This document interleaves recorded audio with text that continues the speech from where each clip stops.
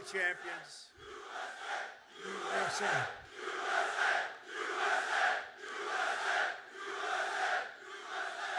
Well, thank you very much. A big hello. This is a special group of patriots, champions, winners. You are winners. Oh, I'd love to have your job.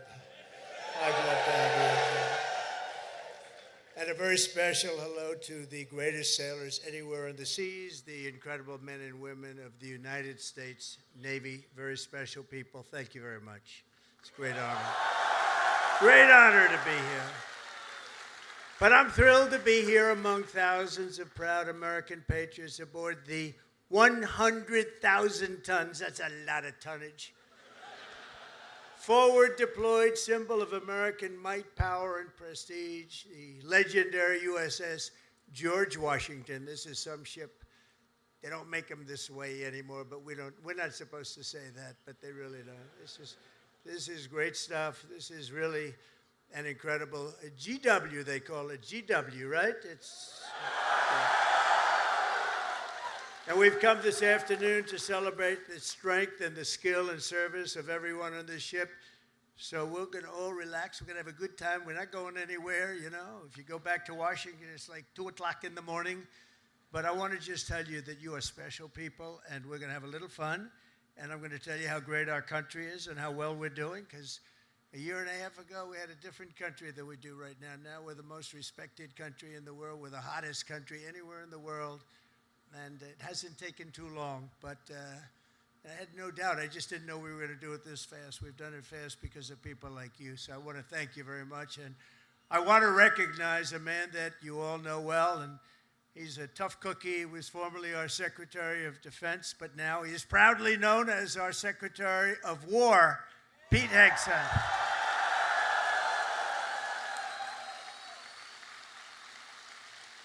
And, you know, I don't say this. He gave up a hell of a job. They were going to pay him millions of dollars. They didn't want him to leave. That crazy fox, they didn't want him to leave. But he wanted, you know, every time I'd go on that show, all he wanted to talk about is the military. And I said, you know, if I ever do this, I'm going to bring this guy along with me. He knew more about it than anybody. He didn't want to be doing the other stuff. And he had a chance. He could have made so much money he wouldn't have known. He didn't want that. This is what you wanted, Pete. He's so happy now. Those drug ships aren't coming in anymore. We can't find a ship. There's no ships coming in with drugs, you know. It's like he's been incredible. So thank you very much, Pete. You gave up a lot. We appreciate it. Thank you. And unlike past administrations, we will not be politically correct. You don't mind that, do you? When it comes to defending the United States, we're no longer politically correct. We're going to defend our country any way we have to, and that's usually not the politically correct way. From now on, if we're in a war, we're going to win the war. We're going to win it like nobody ever before. You know, we'd go in, we'd blast the hell out of countries. Shouldn't have gone in. By the way, if you don't go in, that's even better. We don't have to go in, peace through strength. But, you know, we'd go in, we'd win, and then we'd leave. They used to say, to the victor belong the spoils. Well, we'd be the victor, then we'd leave, because we had people that didn't know what the hell they were doing. But we're also very honored to be joined by hundreds of our incredible Japanese partners, and they are incredible. Thank you very much.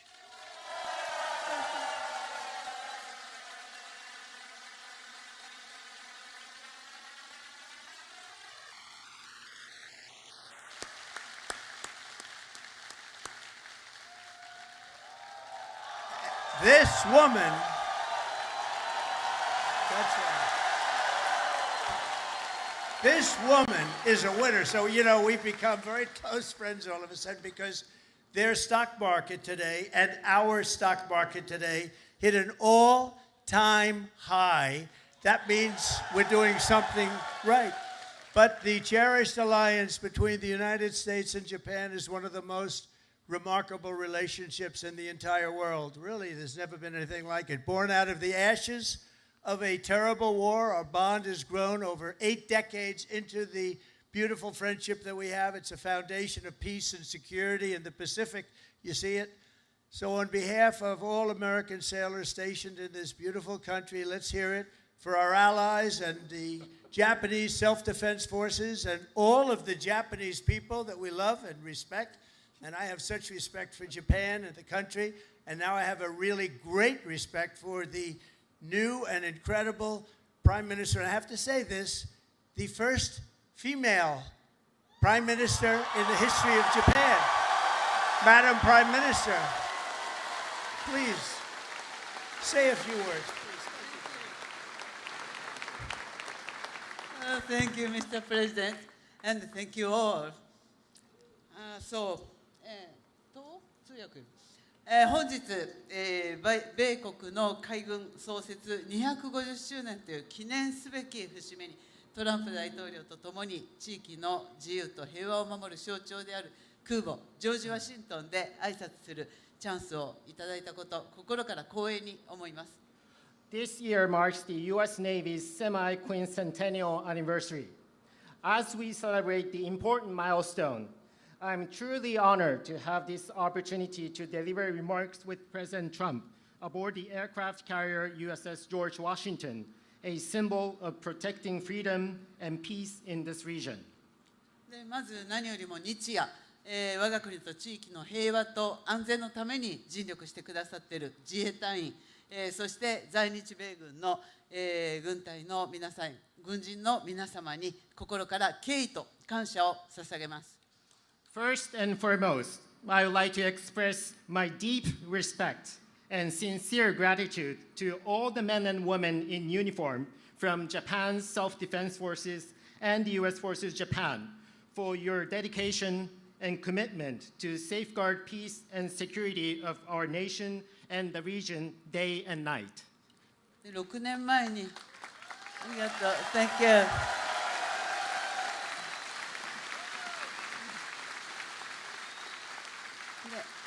6年前、この横須賀の地で、トランプ大統領と、亡くなった安倍晋三、総理が、日米が共に手を取り合って、この地域の平和と安全を確保していくという決意を示しました。6 years ago, at this same place here in Yokosuka City, the late Prime Minister Shinzo Abe and President Trump stood side by side and demonstrated their resolve that Japan and the United States would join hands to ensure peace and security in this region. 今ここに再び日米の最高指揮官が並び立ったこの機会に、私はその決意を引き継ぎ、インド太平洋を自由で開かれたものとし、そして地域の平和と繁栄の礎とする決意を新たにしました。Now, as the two commanders-in-chief of Japan and the United States stand together once again, I have renewed my determination to carry forward that resolve and to make the Indo-Pacific free and open so that it will serve as the foundation of peace and prosperity for the entire region. 今、我々はかつてないほど厳しい安全保障環境に直面しています。平和は言葉だけではなく、確固たる決意と行動によってこそ守られます。Now, we are facing an unprecedented severe security environment. Peace cannot be preserved by words alone. It can be protected only when there is an unwavering determination and action. あちらに見える最上とマヤを含む自衛官とこのジョージ・ワシントンは数多くの訓練を重ねてきました。でまた横須賀にいる多くの、補給整備に携わっている、日米関係者の皆様、そして地域社会との絆が、米国海軍の活動を長年にわたって支えてきました。こうした幾層にもわたる日米の協力が日米の抑止力、対処力を確かなものとしております。From where we stand, we can see Maritime Self-Defense Forces Mogami and Maya, vessels of Japan's Maritime Self-Defense Force, and USS George Washington have conducted numerous joint exercises. Just as importantly, there are so many Japanese and American personnel working for logistics and maintenance here in Yokosuka. And there's also a strong sense of bond with the local community here. those are what have been supporting the activities of U.S. Navy over the years. There's no doubt that such multi-layered Japan-U.S. cooperation is what makes it possible for us to ensure the credibility of our two nations' deterrence and response capabilities. 私は決意しています。今後、日本の防衛力を抜本的に強化して、この地域の平和と安定により一層積極的に貢献していきます。So let me reiterate my unwavering determination here. Japan is committed to fundamentally reinforce its defense capabilities, and Japan is ready to contribute even more proactively to peace and stability of the region. そのことにより、トランプ大統領とともに世界で最も偉大な同盟になった日米同盟をさらなる高みに引き上げてまいります。Through these efforts, together with President Trump, I am determined to elevate the Japan-U.S. alliance, which has already become the greatest alliance in the world, to even greater heights. 日米は共に歩を掲げ、自由で開かれた海を進みます。この横須賀から紡がれる航路は、日米の絆を輝く未来へと導くことを確信しています。Japan and the United States will advance together with our sails raised high across a free and open sea. And I am very confident that the sea route from Yokosuka will make our bond even stronger and bring our two nations on the path to a shining future. Thank you.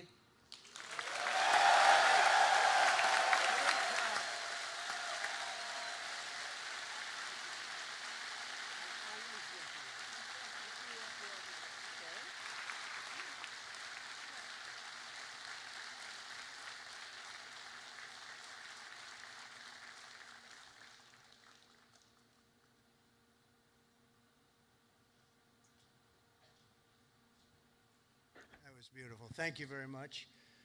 And we will have a long, good relationship, and we'll have fun doing it. You know, you have to have fun, although sometimes it's never fun. She's tough to negotiate with, I want to tell you. But I'm delighted to report that I've just approved the first batch of missiles. You saw a couple of them coming down with me. I hugged them. We need them. They're the best in the world. Nobody has them like we have them. They all want our missiles. That's the problem. Everybody wants them.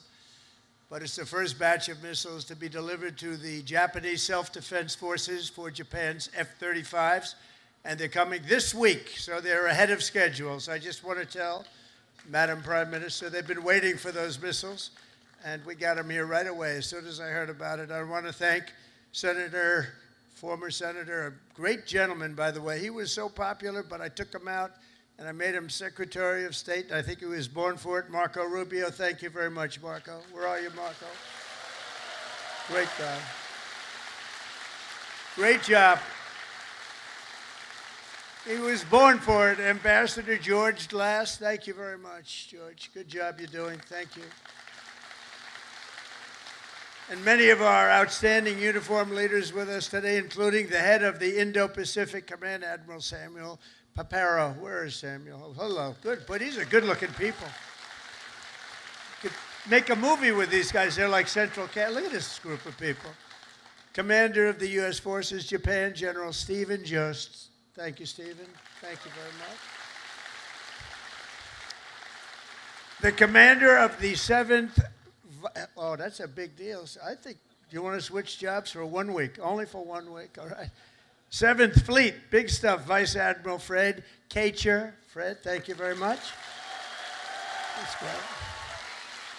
And the commander of Carrier Strike Group 5, Rear Admiral Eric Pappy Andoze. Hello, Pappy. That's great. Good. Thank you very much. And of course, we can't forget about your command triad aboard the George Washington. There's nothing like this one. This is a beauty. And I hear your commanding officer is a big Alabama football fan. You know, I love Alabama. I love Alabama. Captain Timothy Waits, and let me just say, roll tide. You know, I love Alabama. Roll tide. Where's Timothy? Where's Timothy? That was a hell of a game this week. I don't know how the hell you pulled that one out. That was. If you didn't win, I wouldn't have mentioned it. I would have just introduced you. I wouldn't have. But you came back from oblivion. Isn't it nice coming back? You know, coming back is good. Thanks as well to your XO, Captain Patrick, blind Patrick. Where is he, Patrick? Patrick, thank you. Highly respected person. All of these people are the best. Look at them. I mean, you look at them. They could have any job they wanted. They could walk down to Wall Street, make a fortune. They wouldn't do that. They like what they're doing, and nobody does it better, as well as really one of the most important people on the ship. Have you ever heard of Command Master Chief Tony Roberts? Have you ever heard of him?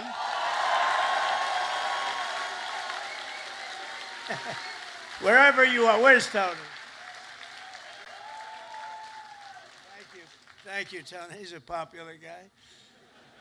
And as many of you know, this month we're celebrating a truly momentous anniversary.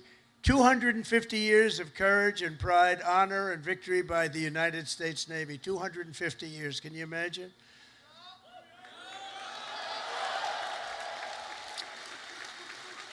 And 3 weeks ago, Melania and I flew to Naval Station Norfolk. I think many of you probably know that, and witnessed an unforgettable display of pure American dominance at sea. It was incredible to watch. They gave us some. Then I said, slow it down, costs a lot of money. Let's save it. You know, let's relax a little bit.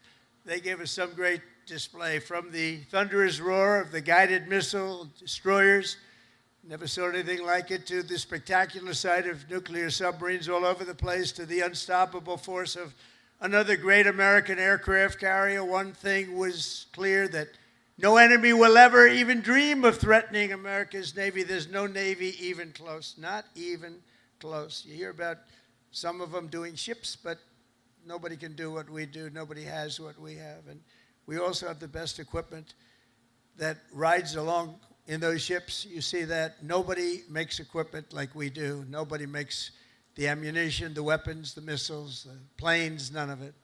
And if they do, the American sailor stands ready to crush them and sink them and wreck them and blast them into oblivion, right? We have to.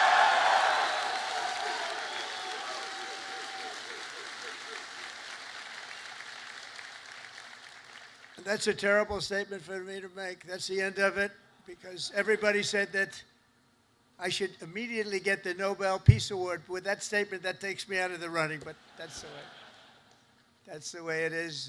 The United States is blessed with the strongest and most powerful military in the history of the world. There's no military like our military, not even close. Nobody has our weapons, and it'll be stronger and more powerful than ever before very soon. You know, we just approved the biggest budget in the history, over $1 trillion. Over $1 trillion. We have the best ships, the best airplanes, the best submarines, the best technology. But above all, we have America's military. It's the best people. It's all about the people, ultimately. You have to work all of that fancy stuff that we make better than anybody else. The fact is, we do make the best weapons, but if you don't have the right people to operate those weapons, they don't mean much. Despite that, as Commander-in-Chief, I never forget that our ultimate strength does not come from equipment. It comes from the men and women of the rank and file. That's true. It comes from you people, incredible people, good-looking people, too many good-looking people. I don't like good-looking people. I never liked good-looking people, I'll be honest with you. I've never admitted that before. But see, I'm allowed to, you know, we won in the Supreme Court a thing based on merit. You know about that, right? Merit. Everything now in our country is based on merit, and that's why I look at you and I see nothing but merit. It's great to have a country back where we can go by merit now. We don't go by anything else except for talent and work and hard work, and it's such a big win. That was such one of the most important wins, and the will, patriotism, and spirit in your hearts is our single greatest weapon. The strength that you have is unbelievable. That's why, as we make a record investment in our military, we've never spent so much, and we've never spent it more wisely, because now we watch it. We spend it properly. I'm also supporting an across-the-board pay raise for every sailor and service member in the United States Armed Forces.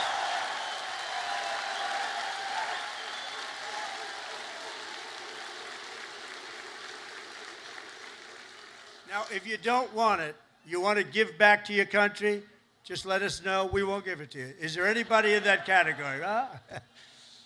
But now, all we really have to do is get the Democrats to approve it. But they'll come along. They always do, you know, they always do. And because I heard that the sailors on the George Washington took a hit to your family separation pay, you know what I'm talking about, right? You took a little hit to be here, right? By returning to the port, you returned early for this event. I am delighted to announce that as your sort of boss, I don't feel like your boss, but I guess I am. At least you'll be happy about this one. At my direction, we're going to make sure that you receive the full amount that you were owed for the deployment. And we're not going to deduct anything because you came in to listen to your commander. I'd like to be an admiral. I always wanted to be an admiral, to be honest. Don't tell the other people that I love so much. You know, they sit around the table, they have all those beautiful stars and stripes. But I'll tell you what I love. I always love the admirals. I love those uniforms. And I look at these guys. I don't think I would have done very well if I had to compete with these people. They're too good. But I always felt that the Navy is a very special group of people. And I see it when I see you. I see it over the past 11 months. The spirit of our military has been soaring like never before. You know that. The spirit of our country has been soaring. After years of recruiting shortages, and we had bad ones. It was embarrassing, frankly. During my campaign, before the election, November 5th, after that, it all changed. After we won, it all changed. And now we have waiting lists with record numbers trying to join the U.S. Navy and all of the armed forces. We have literal waiting lists, and I'm pleased to report that 2025 was the Navy's single best recruiting year in many generations. That's pretty good, isn't it?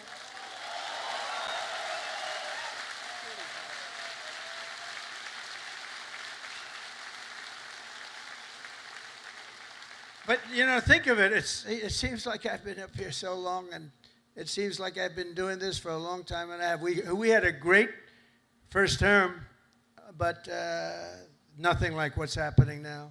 We had the greatest economy in the history of our country. I rebuilt the military in the first term, and then they gave a lot of it away to Afghanistan. But it was really just a tiny speck, but it was the concept of what it was.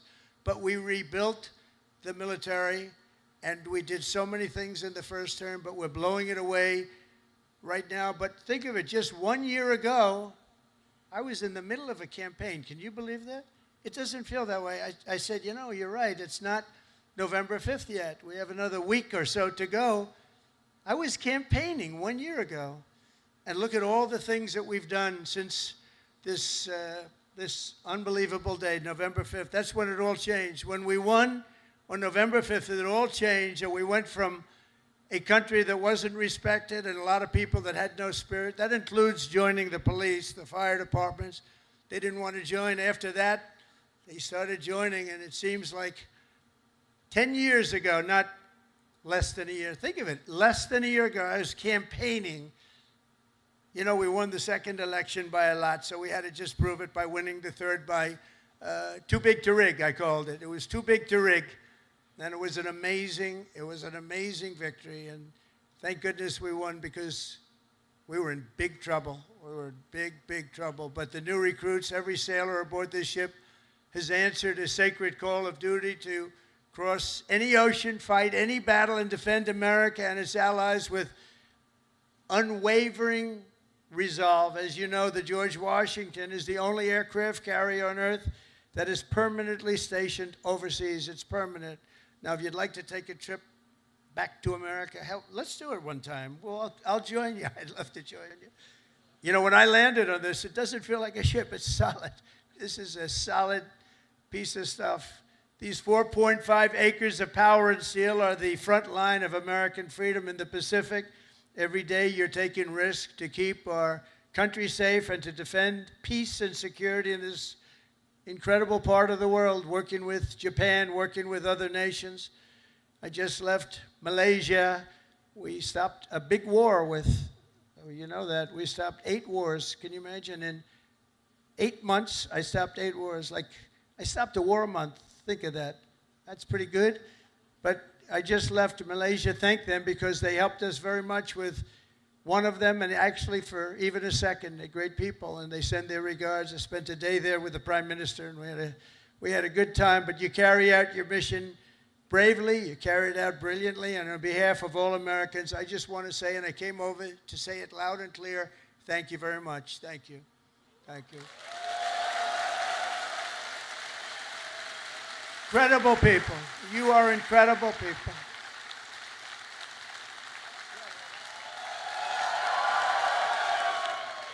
They actually have the best location.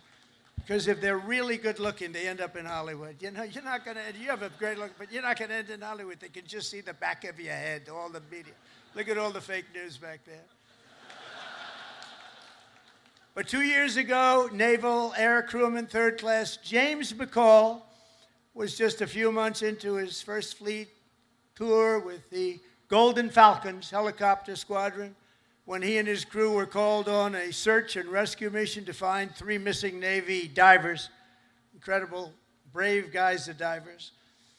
But they were stranded at sea and right off the Japanese coast. They were exhausted and assuming they were going to die. They assumed they were going to die. But with unbelievable focus and skill, crewman McCall was able to find and help rescue all 3 divers in the water below, saving his fellow sailors. And James is with us today as a shipmate on this carrier. Crewman McCall, thank you very much for your incredible bravery, and we salute you. Where is James? Where are you, James? Whoa. Come up, James. Get up here, James. Come up here. Look at this guy. He's a good-looking guy. Get out of here, James. I don't want you up here. No, come here, James. Nice to meet you. You want to say something? Come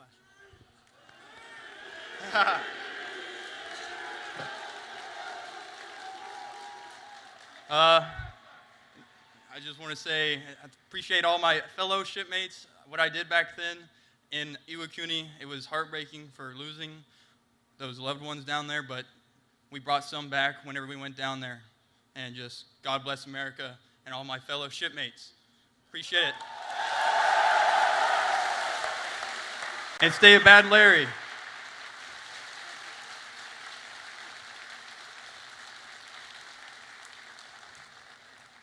I was wondering, maybe he almost stayed up. He could have been up here for a while. You did that very well. He's going to be running for office next week. You watch. Great job, James. A lot of bravery, too. But as James' story reminds us, the Navy is a family and a team, and each of you has a vital role to play. Gathered here this afternoon are some of those whose toil and sweat gets our magnificent planes in the air and brings them safely back home. And we have the shooters and the gear dogs and the paddles and the white shirts and, of course, the blue shirts, the yellow shirts, the red shirts on the flight deck. And all over the hangar bay, I want to thank you all. You're incredible people. I saw some of you, we're rushing to get down here, and they want to take pictures up there, you know. They're very aggressive people. Sir, can I have a picture? They're supposed to be standing at attention. Sir, can I have a picture, sir? Yeah. You know what I'm talking about, right? Very aggressive. But I think they're great. We also have a real genius and these people are incredible, who maintain the largest and most complex machine ever built, are amazing mechanics and engineers on the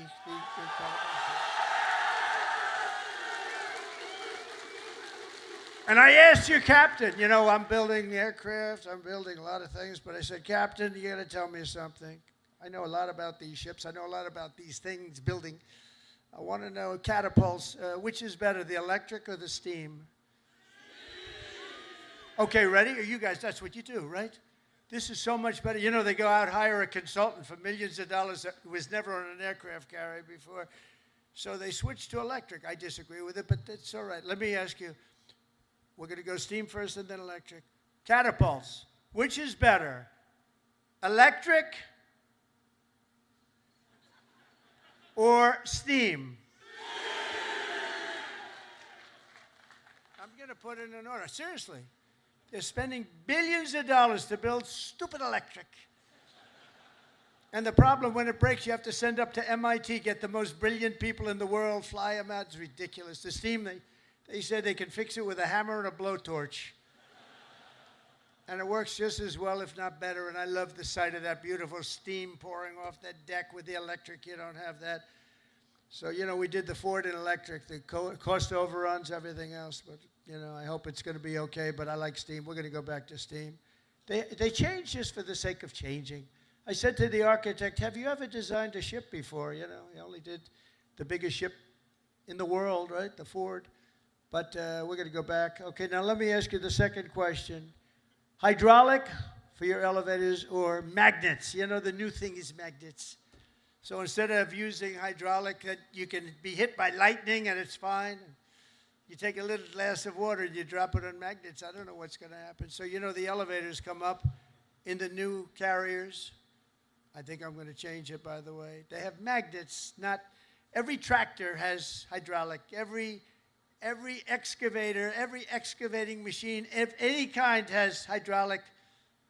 But somebody decided to use magnets for your elevator. Maybe they're good. Which is better, hydraulic or magnets? What the hell is wrong with these people? Can I ask you, the top-ranking gentleman right here? Seriously, I'm putting out an order. I'm going to sign an executive order. When we build aircraft carriers, it's steam for the catapults, and it's hydraulic for the elevators. We'll never have a problem, okay? Do you agree? He agrees. Everybody agrees, but these people in Washington. All right. We're going to do that. I'm serious about it. It bothered me so much. I'd see the costs come in. They spend $900. This is not on my watch, so, you know, if it was on my watch, I would be very quiet about it. I wouldn't be talking about it. They spent $993 million on the catapults, trying to get them to work. And they had steam, which works so beautifully, and it has for 50 years, right? So we're going to go back. Seriously, fellas, I want to make that change. I'm going to do an executive order. I'm not going to let them continue to do this stuff. They're trying to make it work. They're trying so hard, and they have something that's perfect. So we're going to go back on that and the magnets. Thank you very much. And, of course, we cannot forget the daredevils and the pilots of the famed Carrier Air Wing 5, known as Team Badmen. What the hell is that all about? Who are they? They're bad. The elite air units aboard this vessel are storied squadrons like the Royal Maces, the Diamondback, the Argonauts, the Chippies, the Titans, the Tiger Tails, the Shadowhawks, and the Saberhawks. All great, brave people. They're all incredible. You're all incredible people. Do you know, they say, and I love it, I love aviation. I actually had a brother who was a pilot. And see, Biden used to say he was a pilot. He was a pilot, he was a truck driver, whoever walked in, he wasn't a pilot. He wasn't much of a president either, to be honest with you. That I can tell you. That we all know. But they say the hardest thing to do is landing a plane on an aircraft carrier. You ever hear that? And great pilots can do everything. They're great pilots, but they can't do that. It's a very special talent. So the people that do that are in this room, you're a very small group of people. Tremendously talented pilots cannot do it for a lot of reasons. There are a lot of reasons. A lot of it's right up here. So I have great respect. The hardest thing you can do as a pilot is land. You know that this ship is so big. But when you're up there in the Pacific or the Atlantic and the waves are crashing and it's getting dark, or it is dark, which is even worse. Getting dark is better. But when you're up there, they say it looks like a little needle in the ocean. It's just a very little thing, and you're landing on top.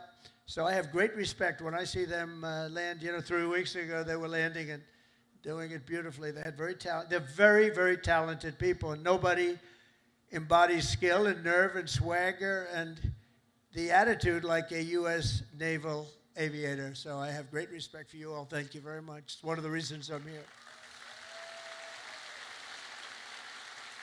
That's why I'm here, not someone else. I didn't need this.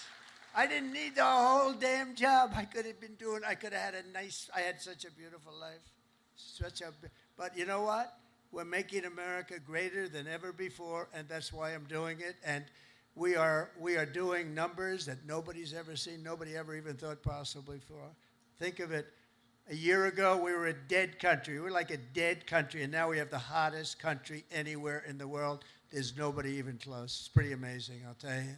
None of it would be possible. All of these things that we're doing, all of the respect that we have, it's really because of people like yourself and the armed forces generally. It's amazing the job that you all do.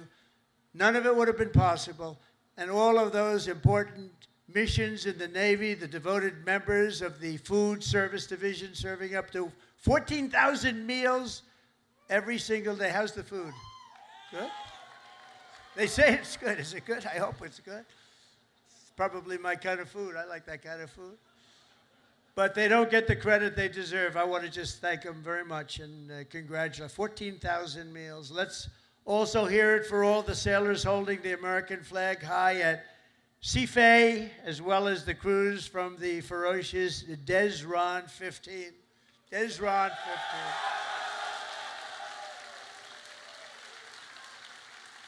But together, the sailors here today give your very best to our nation. And as your commander-in-chief, I'm fighting every single day to ensure that we give you our very best also. We do.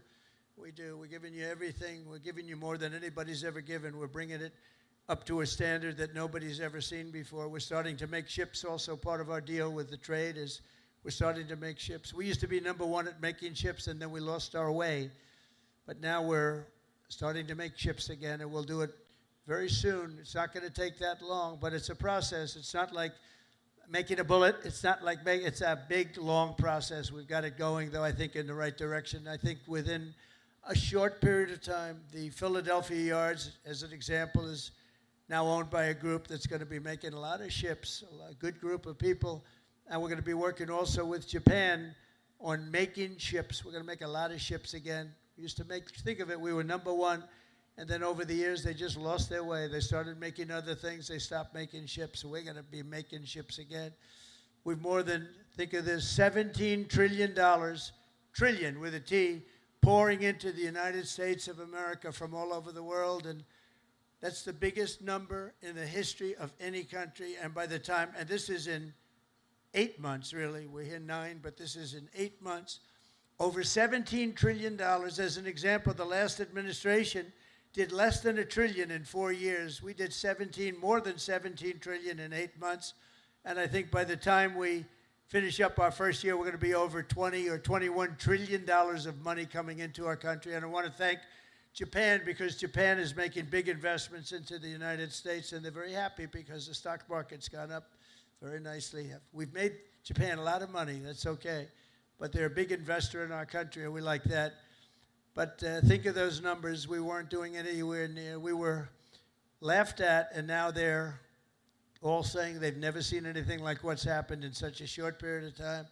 And I was just told by the Prime Minister that Toyota is going to be putting auto plants all over the United States to the tune of over $10 billion. So that's Toyota. So go out and buy a Toyota. And that's a lot to do with, because right now we have all the AI plants. We have so many things happening in the United States. And it's because of November 5th, Election Day, but it's also because of tariffs. The tariffs have been so good. We're taking in trillions and trillions of dollars. I heard them before I came up. I heard you're all on television now. They're talking to all the networks. Everybody's covering it. Look at these characters back. Look at all of them. And and they were talking about the tariffs. The tariffs have.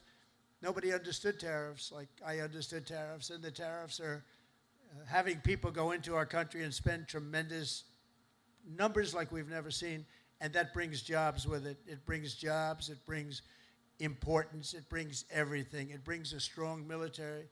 It brings a lot of things to other countries. I mean, if you look at some of the deals that we did, if India was going to go to war with Pakistan, and as you go to war, we're not going to do any trade.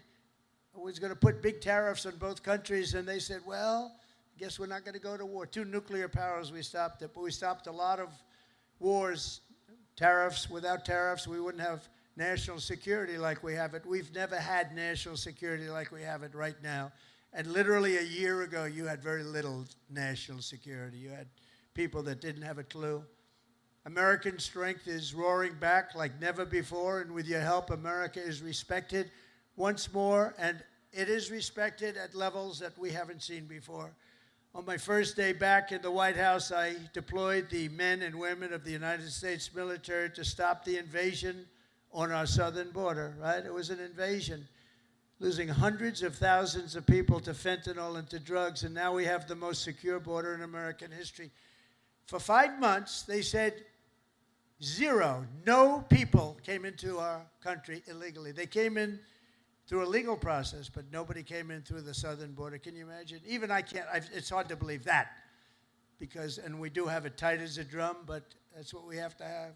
If you don't have borders, if you don't have a fair media, if you need certain things. You need a good, fair media. They're getting better. They're not there yet, that I can tell you, but they're getting better. But you need borders. You got to have borders in a country, or you don't have a country. And now we have a border that the likes of which this country has never seen before, and people respect us for it. And with the help of our war fighters, we're decimating the savage drug cartels that poison our people.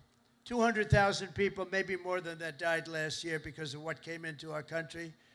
Through an open border policy where 25 million people poured into our country, totally unvetted, totally unchecked. They came from prisons.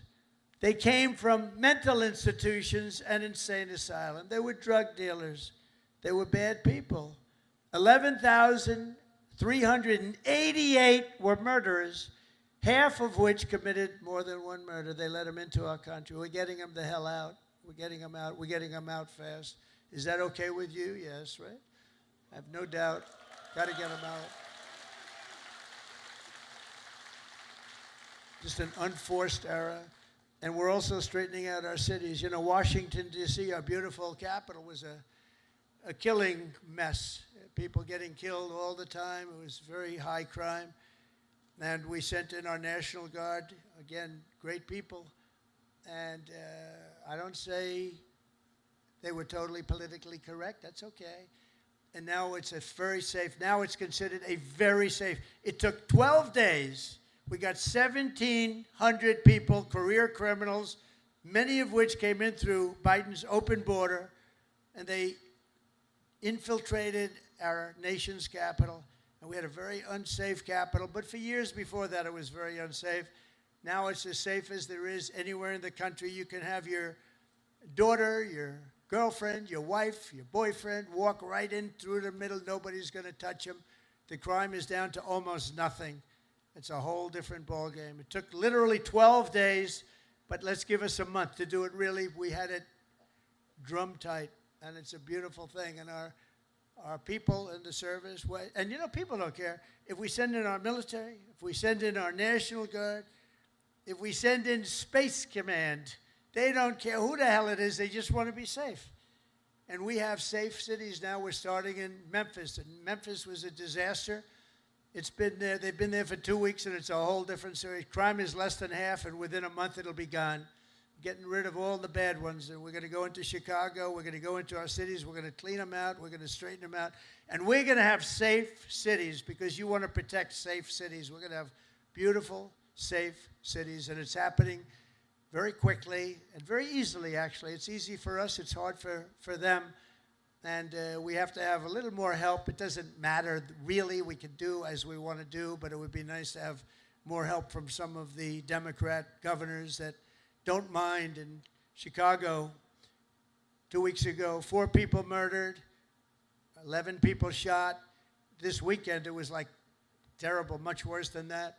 And then we have a governor that stands up and says, oh, it's wonderful. It's not wonderful. And what we're doing is we're going to make it totally safe. It'll be very safe very soon. And we're doing that with all of our cities that are troubled.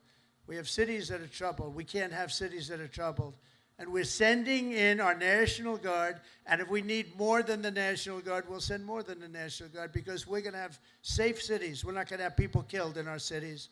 And Whether people like that or not, that's what we're doing. And you've been watching what our missiles do to boats and ships and submarines. How about the submarine? They said, no, that was just fishing. The radical left Democrats said, well, it was a submarine, but they were just fishing. Submarines don't go fishing, do they? You know more about submarines than I do. You have a beauty parked outside, actually. This is a submarine, and you know what it was designed for? Transporting drugs, and it got hit. But each one of those vessels that we hit kill, on average, 25,000 people, American people, every single year. They kill, each one of them kill 25,000 people. So we have to stop it, and we have stopped it. And I want to thank Pete for having the courage to do it. And believe me, people are very honored that you do it. 25,000 people for each boat. For many years, the drug cartels have waged war in America, and at long last, we're finally waging war on the cartels. We're waging war like they've never seen before. And we're going to win that battle. We're winning it already. The sea, I mean, the only problem is nobody wants to go into the sea anymore. Even the fishing boats, they say, let's take a pass. But they don't want that. But we're knocking them out one by one. And very importantly, we've almost stopped completely the drugs coming in by sea. And now we'll stop the drugs coming in by land. That's going to be very easy. More importantly, we're ending wars. We're ending wars all over this planet. And as you know, and I said before, I ended 8 wars in 8 months, the most of any president in history. No president that we know has ever ended any war. A lot of them go into wars. But this includes Kosovo and Serbia, the Congo and Rwanda, Pakistan and India, Israel and Iran. You saw that. How about those B-2 bombers? They went in there. They took out that nuclear capability. Iran would have had a nuclear weapon within 2 months. Not anymore. Egypt and Ethiopia, Armenia and Azerbaijan. That was going on for 35 years. Big, horrible war.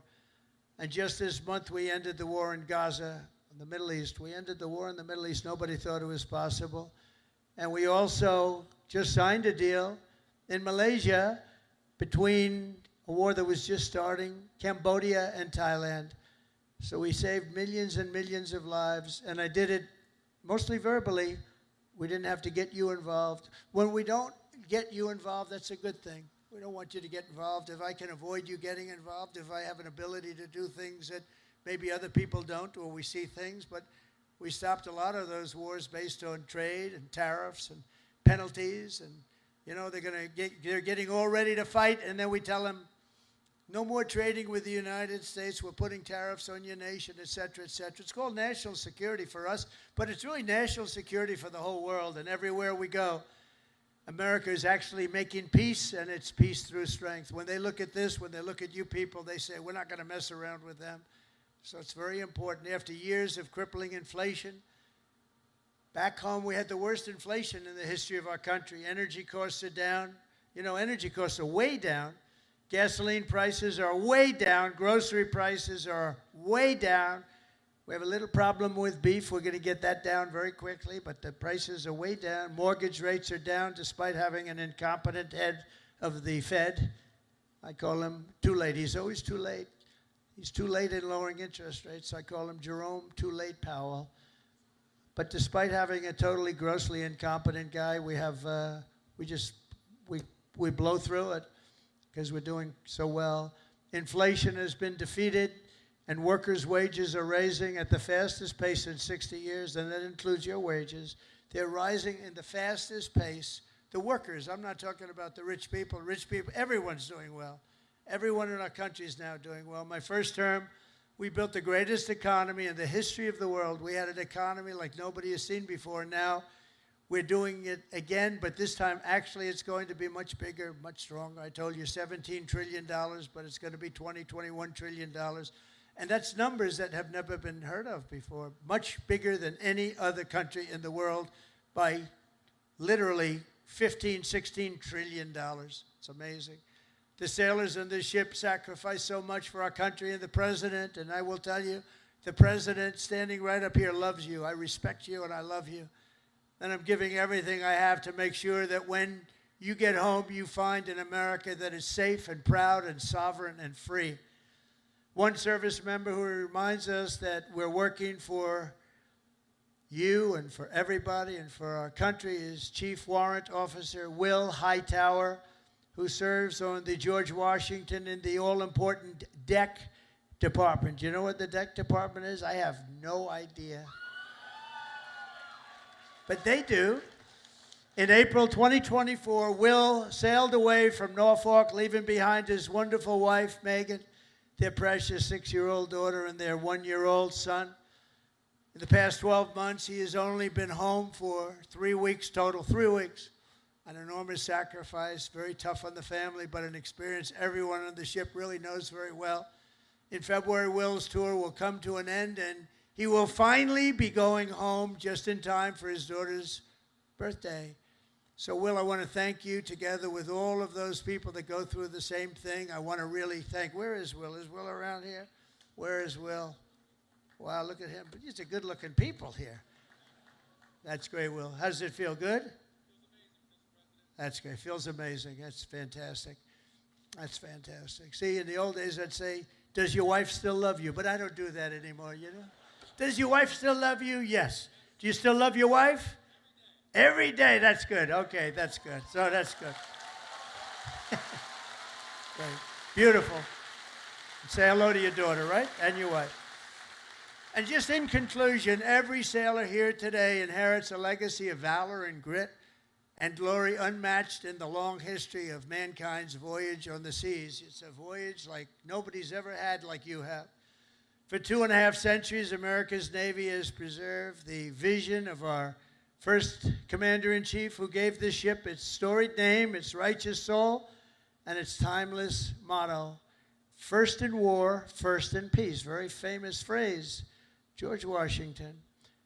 After 250 years, that is exactly what our country is today. It's first in war, first in peace, first in wealth, first in power, first in science, first in spirit, and first in freedom. And we went through 4 bad years, but now America will always be first again. If you have the right person up here, if you have somebody that understands a lot of different subjects, we're going to be bigger, better, stronger, and more important, really, frankly, to the world. Japan respects us. If you see what's going on all over the world, they're respecting us again. They respect us like never before.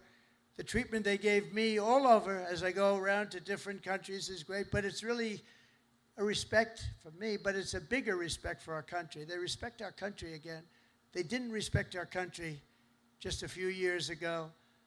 From Boston Harbor to Hampton Roads, and from Caribbean Sea to the Red Sea, from the Atlantic to the Pacific, and from the Persian Gulf to what is now known as the Gulf of America.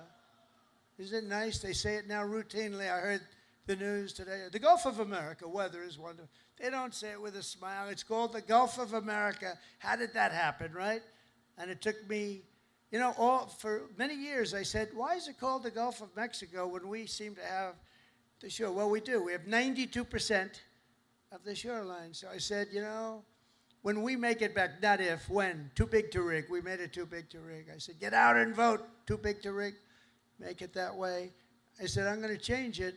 And one of the first things I did is I changed it. Nobody could even fight it. They tried. We got sued all over the place. We won every suit. And it's now officially the Gulf of America. Isn't that nice? But our sailors have written honor, greatness, and triumph into the pages of history. What you're doing is incredible, and it's an incredible time for our country. On gun decks and flight decks and torpedo rooms and cockpits, the men and women of the Navy have poured out their blood and sweat and tears to defend the land of the free and the home of the brave. They've crossed icy channels, leapt from burning wreckage, stormed into frigid waters, soared into deadly skies, and laid down their lives to ensure the survival of liberty. Now, all of us here today carry on that noble mission, and no matter what challenge comes our way, no matter what danger we face, we hoist our great American flag very, very high. We race into the waves, and we rally to that immortal battle cry of the American sailor, damn the torpedoes, full speed ahead, right? together with our incredible Japanese allies and all of our allies all over the world, we stand strong, we stand proud, we will stand taller than we've ever stood before, and we will be freer and braver and more brilliant than ever before. And we will fight, fight, fight, and we will win, win, win. And I want to thank everybody at the USS George Washington and the U.S. Forces Japan. God bless our military. God